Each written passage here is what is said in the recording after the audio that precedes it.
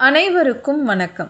சமீபத்தில் நடந்த ஒரு உருக்கமான நிகழ்வை உங்க கூட பகிர்ந்துக்கணும்னு நினைச்சோம். சென்னை கலெக்டர் ஆஃபீஸ் அருகாமையில் இருக்க சாலை ஓரத்தில் ஒரு முதியவரை பார்த்தோம். அவருடைய பேரு ஷேகர். அவருடைய வயது 80.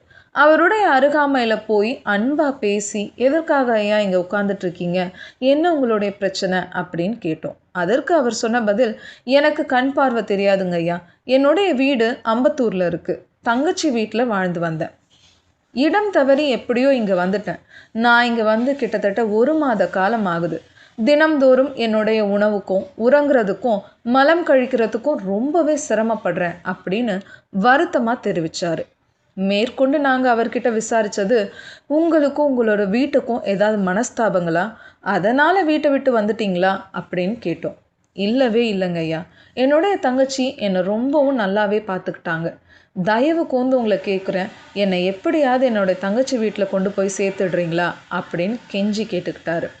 அவருடைய முகவரியெல்லாம் விசாரித்து நாங்கள் இருக்கோம் அப்படின்னு அவருக்கு ஒரு நம்பிக்கையை கொடுத்தோம்.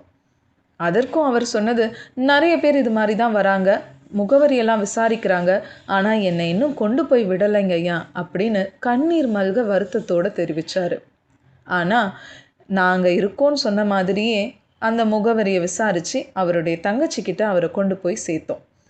அவங்களோட தங்கச்சியும் அவரை பார்த்துட்டு மட்டற்ற மகிழ்ச்சி ஏற்பட்டது அவங்களுக்கு.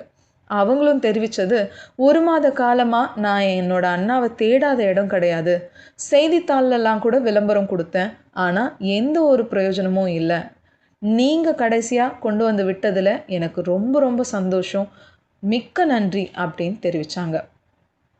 இதற்கு பெரிதும் உதவியாயிருந்த தயவு திரு சேது அண்ணா அவர்களுக்கும் உதவிய அனைத்து நல்வுள்ளங்களுக்கும் இறைவனுக்கும் நமது விடுதலை சமூக நல அறக்கட்டளை சார்பாக மனமார்ந்த நன்றியை தெரிவித்துக் கொள்கிறோம்.